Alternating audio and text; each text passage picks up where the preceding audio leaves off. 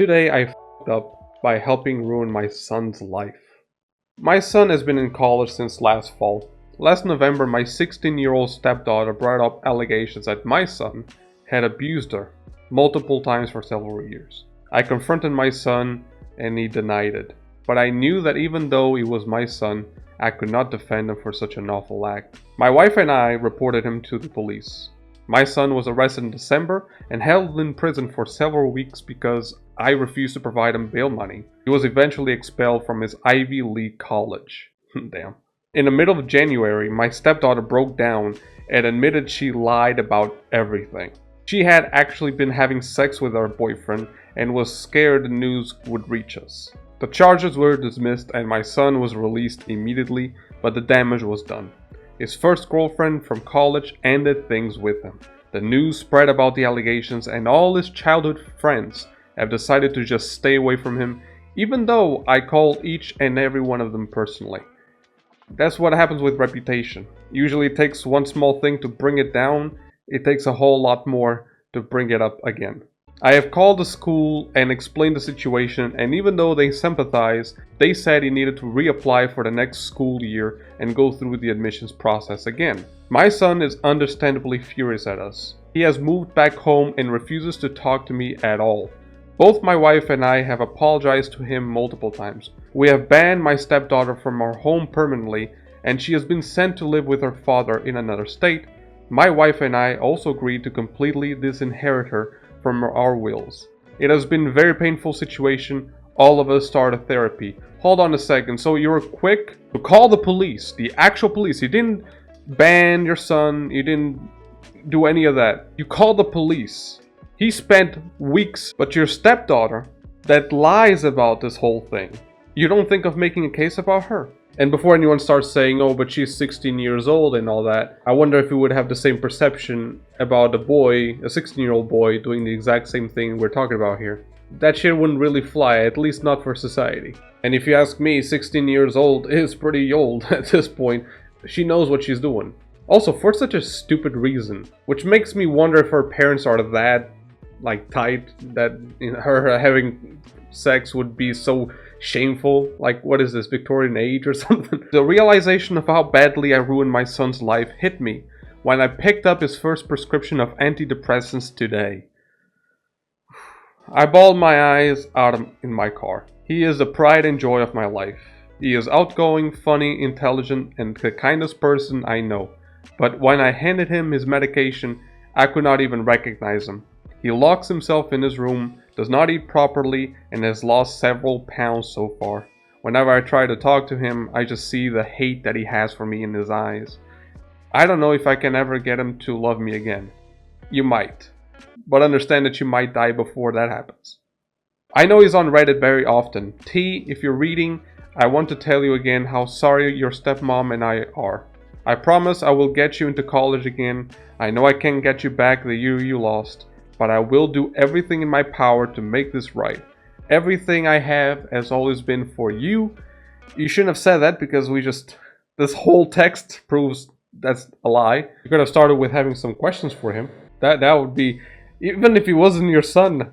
Like, how did this happen? Why did the police even was able to arrest him? Like, was there even evidence? You're gonna tell me that as a man, like, I could just roll into a street being accused of something and go to jail? Fuck is this, the Inquisition? Like, I can't recall any other situation where that could happen to anyone, where you just get accused and bye, bitch. I mean, wow. I'm laughing, but that's quite sad. I hope you will give me a chance to fix this. I love you so much, it hurts. I failed as a father, and I hope one day you will forgive me. So here's the thing, I'm not gonna pile on, because he clearly knows that he fucked up. And I'll just be a basic bitch if I just stated the obvious here. However, I'm gonna highlight the point that it's like apologies, right? The apology has to be as loud as disrespect, right? When you talk shit about someone heavily and then you realize you're wrong, whatever you say to regain a reputation for that person has to be as loud or louder. You didn't do that for your son. That's your first mistake. This thing you're doing, that's great and all, but you're not doing the most important, which is to seek consequences for your stepdaughter. Unfortunately, I understand. It's not you. We have this, as a whole society, this double standard that we don't seek jail time for people who lie. even though it is perjury, it is illegal. But unfortunately, in many cases of perjury, it's just so tough and time consuming to actually go for it that most people don't.